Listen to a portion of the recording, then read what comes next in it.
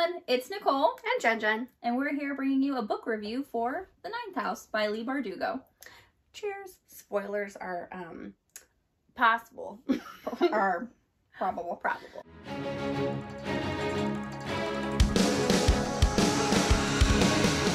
Alright, so this is going to be a spoiler-filled review and discussion. So when we start off, it's going to be just, brief synopsis and our general thoughts and feelings, and then we're going to dive into details of the book. So if you haven't read the book, in editing, I put, spoilers are coming.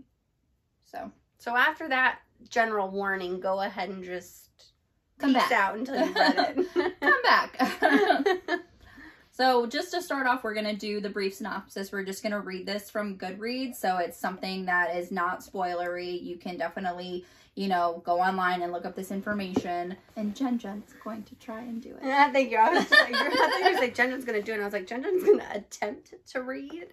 But we all know that I have difficulty reading out loud. All right, so Galaxy Alex Stern is the most unlikely member of Yale's freshman class. Raised in the Los Angeles hinterlands by a hippie mom, Alex dropped out of school early and into a world of shady drug dealer boyfriends, dead-end jobs, and much, much worse. By age 20, in fact, she is the sole survivor of a horrific, unsolved multiple homicide. Some might say she's thrown her life away, but at her hospital bed, Alex is offered a second chance to attend one of the world's most elite universities on a full ride. What's the catch and why her? She's still searching for answers to this herself. Alex arrives in New Haven, tasked by her mysterious benefactors with monitoring the activities of Yale's secret societies.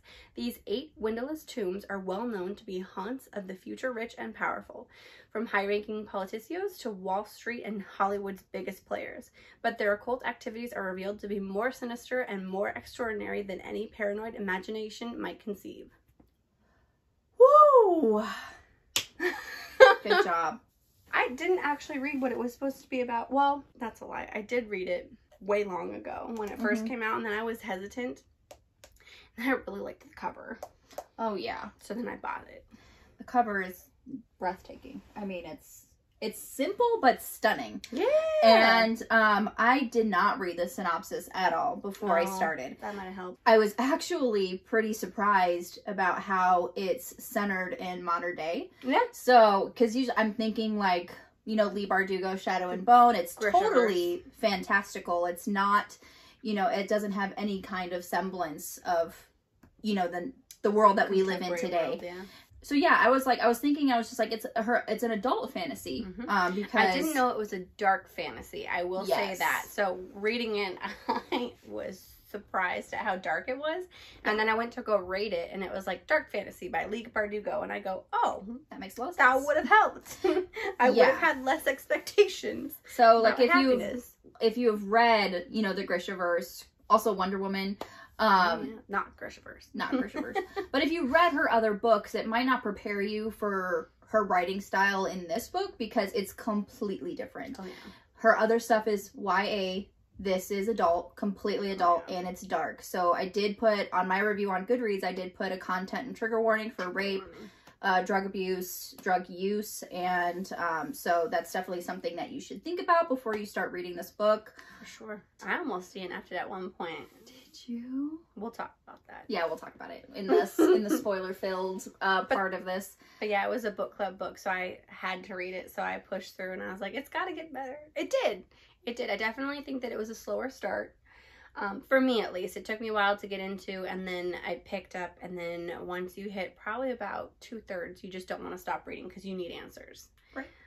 It might have been earlier than that, but I've read all the Grisha books, and so I had, I don't know, not high expectations. You had certain expectations. Yeah, for it to be kind of fantastical, and so reading that it was a dark fantasy, well, knowing that it was a fantasy, not necessarily dark, I was like, ooh, this is going to be good. And then it was real life, it was hardcore, so it was just a little bit more heavy than I was looking for at the time, because it did take me a while to read, and I think that's also part of the reason why it was slow for me. It wasn't what I was prepared for, but ultimately I think I rated it. I started out with a 4. I downgraded to 3, but it's an actual 3.5.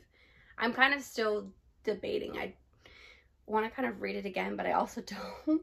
Yeah. To give it a true rating, just because going into it, having just read her Grisha books, I think I downgraded it unfairly. It's just different. It's different. You have to kind of, when you read books like this, I find that you almost have to prepare your mind to go to that place. And I should have. My bad. You know, I didn't read the synopsis. I had no idea. When I opened it and it was like Yale, and I'm like, what? It's different. I mean, I've only read Wonder Woman, and then I've read Shadow and Bone. I've literally read nothing else by Leigh Bardugo. So I don't have that preconceived notion of how she writes. I definitely wish that there was a release date for the second book, because I do want to continue. So even though it wasn't what I was thinking, They have a release I do year. want to. What? Do they? When is the year? 2021. At least that's what people are saying in the reviews on Goodreads. They know nothing. But with this book, what I wanted to jump back into what you were saying about like the slow build. I think this book is told in like 2 different timelines, kind of. Yeah, until they converge. Until you're learning more and Halfway you through, probably, I think. They converge. 2 different timelines, and also in the first part of the book you get 2 different perspectives as well. She does a really good job doing the slow world building parts and then action. Slow world building action. So it's not like, so as soon as you get quote unquote bored, which I never did. I never get got bored. No. But I want to say like the slower moving parts, she does a really good job of just feeding in action when you would have. You know, it's like, okay, enough with the history, or enough with this. Give me a little juice. Yeah, exactly. And she's really good at that. Obviously, from the synopsis, we know one of our main characters, her name is Alex.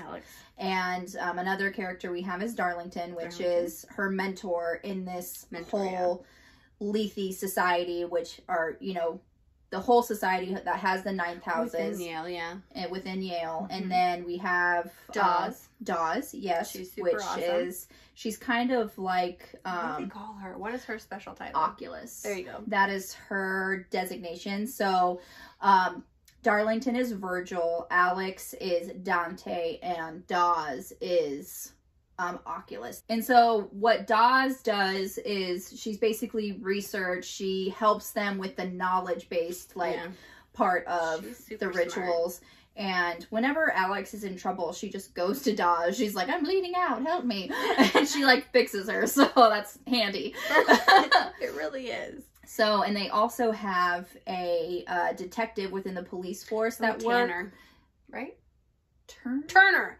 Obviously, the Lethe Society are doing these occult rituals, and sometimes they can, you know, mix with the police and under investigation, so they need to have an in guy to, you know, to refer to, and that's who Turner is. Yeah. Basically, Alex and Darlington monitor the other societies, all 8 of them. So I guess they're technically the 9th house, which makes sense for the name of the book. Did you fucking think about that? It took me a long time. I was about halfway through the book, and I was like, protocols of the... What is the 9th house? Well, because they're always like protocols of the 9th house, and I was like, oh, that's their guidelines to keeping everyone else in order and check. They're like the checks and balances with the other houses. If they have so much power, it's like they could literally do whatever the fuck they wanted. They could go out and just take over the world. So Alex, they have a lot of power. Yeah, Alex and Darlington are kind of monitoring and making sure, one, that the Greys don't get out of control, because I don't think they can possess people. Once they're performing a ritual, but once they're getting rituals, like, they can be... Oh, what is the word I'm looking for? Well, they're drawn to the drawn to the ritual because of the blood and the power. So their happiness, joy. Yeah. So their job is to basically make sure that the people within the ritual stay safe. And that they're following the rules. How they get rid of the Greys is death words or salt. Yeah. Grave dirt. Bones. Grave dirt. Anything that reminds them of death. They don't like death reminders. Don't like it, and they just go. I mean, even the living don't like death reminders, so... No. I really do like Alex. I feel like she... Didn't like her at first, but she grew on me. Once I learned a little bit more about her, I was like, oh, you could become very empathetic to her plight that she has, because she has this unique ability to see Greys. Without a potion, because most people have to take some sort of elixir to be able to see the Greys to repel them from the ritual, which And Darlington has to do. Yeah, and they can only see it for like a short period of time, and then it wears off, and then they can only take it for so long in their life before it becomes actually poisonous to them. Yes. So it's a very short time frame, and a lot of people are jealous that Alex can actually just see Grace. See him on her own. Like, it's amazing to them that she can just, without having She doesn't like it at all. So she can just see the Grace. She's been able to see them her whole life. Yeah. So you liked Alex? How about Darlington? Yeah. I hated him when we first started. God, I love Darlington so much. When you first started, did you not think he was a pompous asshole, though? Of course I did, but you love those. I know, just like sarcastic, you know, like he's very, but he was. He was an extreme, like, know-it-all. He basically didn't like Alex. So when I started liking Darlington, and I told you this when you called me yesterday, was there's a point in the book where Alex was, so she didn't know that you could repel the Grays. She just, you dealt with them. And so at a certain point, they're monitoring a ritual, and he finds out, well, he's like, well, they can't touch you. And she goes, well, you don't know that they can't do that. Like, you don't know anything, because in her personal experience, they have touched her. Yes. In one of my least favorite scenes, which is probably the rapey moment, when a ghost takes advantage of her at, how old was she? Like 9, 12. She was young. I think she was 12 because she just started her period. Yeah. So she was on a field trip and she went to the bathroom and she, saw the blood, and she, she took care of it and went to leave the bathroom stall, and there was a Gray there. She was like, okay, something that I've dealt with my entire life. She just walks right through it. And then all of a sudden he grabs her. And that's the first time that they've ever touched her. And I was just like, that was the point where I was like, I want to DNF this book so bad, because it's a trigger subject for me, and I really don't know why, but I really hate them. And it was a rape, and it's not in explicit detail. Yeah, but that I was grateful for. It is discussed. And so that's throughout the book, so it's not just the first time. No, it's not. And that starts Alex on a very dark path, because she doesn't want this anymore. She didn't want to see Grays to begin with, but now the fact that they can touch her and she doesn't feel safe anymore. She can't go anywhere. Like, they can walk through walls. Yeah. She's never alone. She is never going to feel safe. Yeah, and that's why she goes to drugs, is because if she takes certain things, she either can't see them. She started smoking. Like, she smoked pot with Len, and then she realized, when she gets out of her high, she realizes that when she was high, she didn't see the Grays.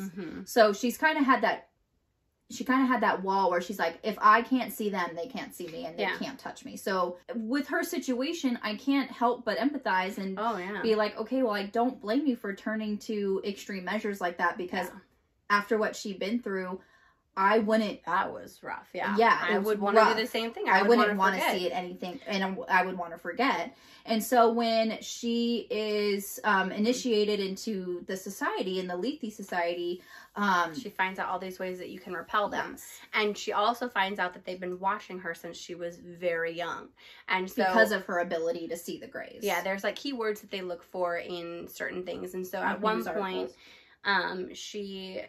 they had come back from something, and he's like, I don't understand why you're afraid of him. It's not like they could touch you. And she goes, you don't know anything. Like, she's like, they did touch her when she was, when they were doing the ritual, and she smudged the markings, and they got all crazy. They were trying to converge on this opening to get in the ritual, and they grabbed her. One of them grabbed her, and she's like, they touched me. You told me they couldn't touch me. Yeah. And he was like, wait, they touched you? Like, he was literally, he was crazy. He was like, that's insane. Like, that's not supposed to happen. And then I think she said the line, like, do you know what it would have meant to me had I known that all I had to do is say a few words to repel them? Because she had no way of escaping from them. And then at that point, he opened, like, all of these cabinets just full of glass, and was like, what should we break next? And at that point, I was like, all right, Darlington, I like you now. Yeah. You're cool in my book. Because he was just so calm and cool and collected when she was going through this inner turmoil. He was just coolly, like, drinking his wine. So she took that wine glass and she throws it and shatters it. And he sees that and sees her turmoil. And he was like, okay, well, what else do we want to break? Let's break some shit. And then they get drunk. And that's kind of like their one true bonding moment. that I left. And they were together forever, and I needed them to be together more. I needed them to bang hard. I was waiting for it because I was like, this is adult. Let's do it. You know, but like a door in a hurricane. Yeah, seriously. That's book 2. Come on, Leigh Bardugo. For sure. Legitly. Because I don't think what they did in this book can count as they didn't. Banging. No, they did slight groping, but that's... Slight! He was rubbing her nipple. Slight groping, like I said. But when we're going through the alternate timelines and alternate, you know, POVs, you learn something that, you know, something happened to Darlington. We don't, the first, you know, half maybe of the book, you don't know. You don't know what happened. She's not really the one that's supposed to be in charge. She's supposed to be the apprentice. And when Darlington goes to Spain, you know, she's helping out with this investigation with Turner. I wouldn't say she's helping out. I think she kind of placed herself into a role of investigator. She's All sleuthing. on her own. She's sleuthing. Yeah. The reason why she's helping Turner, quote unquote, is because there is a murder. And it happened on a Thursday, and Thursdays are the Lethe Society's, like, ritual nights. They have to go and investigate and see if it was because of one of the houses. That's part of their checks and balances. And so after, you know, she gets some, you know, information, the director just basically tells her, leave it alone. Yeah. It's fine. We're good. This is just, you know, it's a poor, business. It's a town unfortunate, person. Yeah, it's like, it's a poor, unfortunate, you know, situation, but it's not, it doesn't have anything to do with Lethe. And just something knocks at her. Something is telling her that it's not right. Yeah. So she becomes a sleuther, and she goes and investigates because no one is listening to her. No one is taking her seriously because she is not the Darlington in this situation. Nope. You know, she knows nothing because she's a freshman. Right. She's the apprentice. She's not the head person. Darlington left early in the game. He disappeared probably like 2 months into her internship. Yeah, for sure. For lack of a better term. You find out that all of it's connected. You know, Darlington was digging in and learning some facts that people didn't want him to know. And so they got rid of him. So she's basically having to do this by herself. And she's discovering all the things that Darlington did. Yeah. She's a smart cookie. She's kind of street smarts. Yeah. And she's got smart smarts. Yeah, that's what I think. Like, she's very persistent. Yeah. She's like, she perseveres through adversity, and she can take a fucking punch. Let me tell you, she can. My God. A punch. She took a beating. Multiple beatings. Like, she nearly died like 3 times. Yeah. She's in the hospital at one point, and she's ripping out IVs. I got this. I'm gonna go home. I was like, oh my God. Like, at least they need to patch you up. Let them give you an aspirin or something. Good Lord. So, Alex is following the breadcrumbs and putting the pieces together and everything. People are trying to kill her because she's working with out. the Greys too. At that point, she's like, I just need anyone that can help me, anyone on my side, because she was attacked and there was a Grey that has helped her all around town. Yeah, and helped her. Yeah. And so she's like, okay, well, maybe I can trust 1 or 2 of these. You know, we find out that, you know, things within Lethe aren't exactly peachy keen. No. You get to the fact where people will do anything for the right kind of money. Yeah. And if you can provide me with X, Y, and Z, I will let you get away with A, B, and C. Yep, for sure. Mother truckers. Alex figures everything out, and she puts herself in a situation where she probably should have waited for backup. I just sent that text message. She's like, come on, I found out who the killer is. He's like, I'm on a case. Don't do anything. Yeah, it's between her and Turner, and she was like, meet me at this house. I know who the killer is. And he's like, I'm on another case. Sit tight. Don't do anything stupid. But she doesn't read that text until after she's done stupid things. Yeah. And then he's like, you left me a body. Yeah. He finally gets to the scene because she's like, she left by then. She's like, I gotta get out of here. Leave. She was like comatose at that point. She probably died. No, she didn't leave. No, she left. She left her on her own 2 feet that time. She left because no one can see me leave this room. I have to go mingle in the party for a little bit, and then I gotta go. Like, I can't be seen. I can't be put into the situation where I can be, you know, convicted, a suspect for the murder of the person who'd been killing everybody. So there were a lot of people that got killed. Turner finally shows up, and there's a dead body.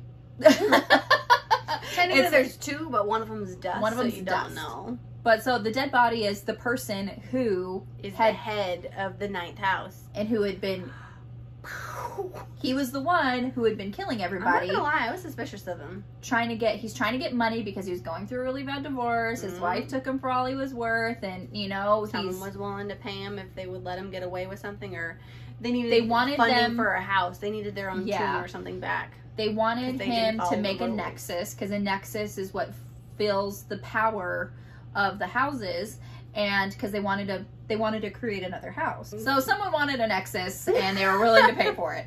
And he was really hurting for cash. So he decided the way you can create a nexus is by killing a certain type of person. And it's not just any type of person. It's people like Alex who can see grays and have that power. Right? Yeah, the wheel, whatever. I think it was a wheel walker. They had like different killers. So like you'd finally think that you had someone. Well, the first time they were like, it's this guy, it's the boyfriend. I'm like, it's definitely not the boyfriend. Like, it's got to be about 10 other people first. Oh, yeah. And then they're like, we got the killer. And I'm like, there's still pages left. Like, I don't know what's happening in here. Like, are we getting Darlington back? Is he going to come home? Oh, yes. Yeah. He's coming home in book 2 because they're going to hell to get him back. Yeah, that's how this book ends. Like, everything wraps up, and she finds that she has, like, another power where she can summon or call souls to her. Yep, and they can possess her temporarily. Yeah, and so she's going to use that power to find Darlington, because he's not on the other side. He's not across the veil. And so he's not consumed, because they originally at some point think that he's consumed and he just can't be found. His soul has been eaten, but it's not. But it's not. So that's how this book ends, is that they're gonna find Darlington. So. Literally, the last line was so great. I loved it. I read it and I was like, book 2. It's like, who's ready to go to hell? And I'm like, me. To get Darlington back, yes, I would go to hell. All in all, I really enjoyed this book. I gave it a 4 out of 5 stars. It started out as 4, and then I downgraded it to 3, but it really is a 3.5. So we're going to be, continuing on, the Leigh Bardugo train. So this is not going to be the last review of Leigh Bardugo's works. So yeah, that is all for our review. Just comment below if you really like this book or anything that you additionally want to talk about. Like my video if you did, and you can follow me on all the social media platforms. The links will be in the description box below. Goodbye, we'll see you next time, Outreaders.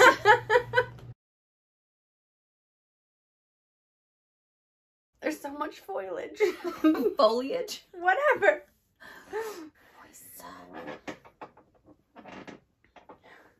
That's why I was just like, I want to crop my muffin top. That's why it's probably so high up. I know. All right, so this is going to be... Oh, my sister's calling me.